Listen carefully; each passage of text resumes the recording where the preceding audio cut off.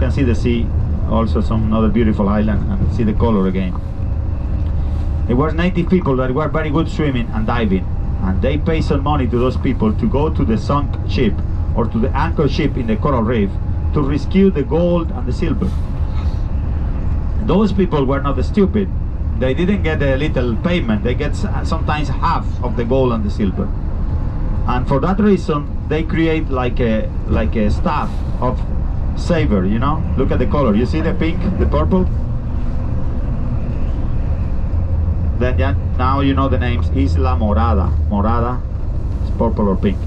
Then the wreckers, they have a museum in Key West. That's one of the chances to visit if you love history. The Wreckers Museum or the Shipwreck Museum. They even invented wooden towers in the island. The wooden towers were like 5 stories to go every day and night to look if there is any Spanish ship nearby. Even when they get anchored on the coral reef or they get a broken wheel, whatever, they went and rescue. But you have to pay maybe half of the gold and silver if you want to survive. Then for years that was the biggest business of Key West.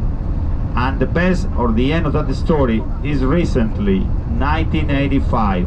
1985 is not the pirate time, it's a Google time, an internet time. There was an American dreamer, is another big hero for the dreamers, call it Mel Fisher. Mel Fisher has his museum. Mel Fisher yesterday had no money to pay the bill, and today found on the sea big cargo of gold and silver equivalent to $300 million. What got Mel Fisher on 1985? He was 17 years looking for one of the biggest Spanish ships that disappeared in the sea near Marquesa Island. The Spanish gave him the key. What was the key? One Spanish historian found in a paper that said Atocha and Margarita ship disappeared near Turquesa Island. He heard that story on the 70s. He was a diver, a fisherman. He said, I will find it. You know how much gold and silver had Atocha and Margarita? You will see today some of the gold and the silver in Key West. 40 tons of gold and silver. 40 tons of gold and silver. According to Guinness, is the biggest treasure found on the sea until today.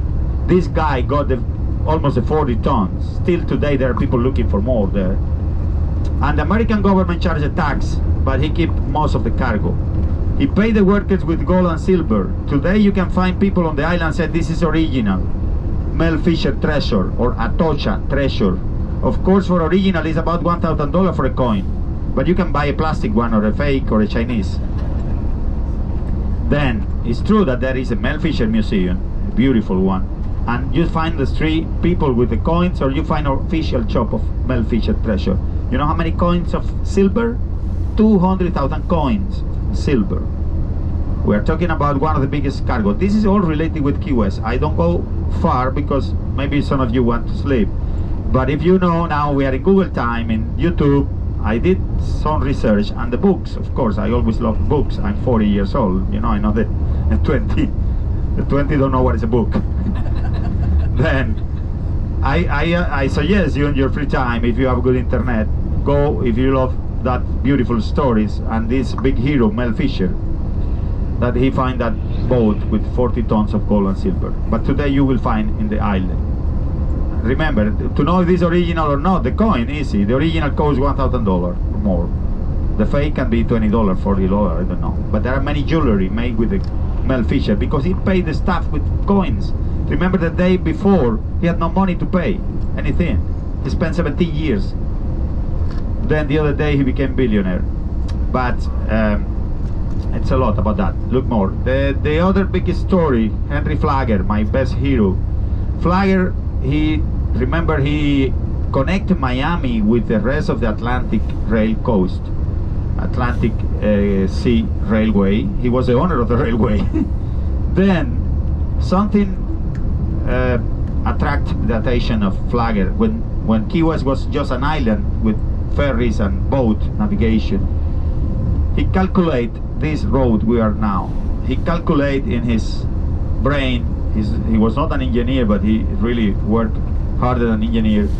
And he realized that it's not so difficult to build one bridge, other bridge, until you connect all the island. But he did build the most classic bridge. You know the name of the most classic bridge we're gonna see in a few minutes? The 7 Mile Bridge. That was the hardest connection from Marathon Island to the next one. 7 miles, 14 kilometers bridge.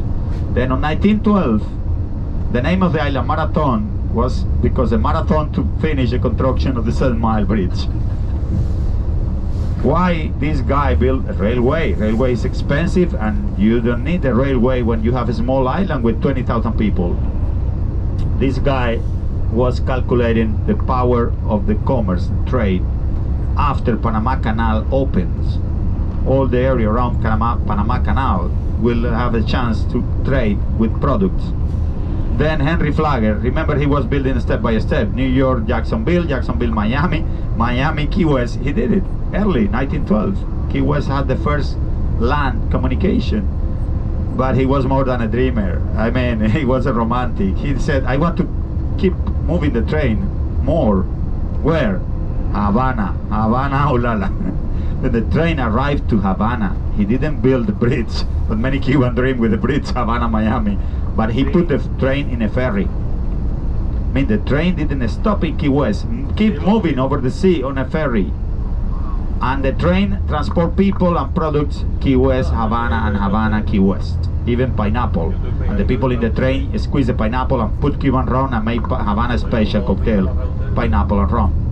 Then the last stop of the bus is gonna be Henry Flagler Station, the train station. That's another great story of Key West. Key West also had was the capital of the cigar production. 100 factory of cigar. This was another incredible story or a statistic. 100 million cigars per year. It was the production of 1 year in Key West. 100 million cigars. Where they get the tobacco? In the best land, Cuba, 90 miles. Then you see that connection I told you. I think it's better for you a Cuban tour guide than American tour guide. Key West is full of Cuban souvenir, and the best one is for the next story. Okay. Okay, any question, anything, everybody understood? Okay, some of you are sleeping. Anyway, I'm a sea lover. I mean, the island is full of activities related with the sea. It's full of hotel, marinas, fishing places, and protection. And then Key West is also marinas and bars. Today the bars of Key West are also one of the highlights. And you're gonna see, I don't have to describe it. You will have your own experience. More purple, yeah, today you have the best purple.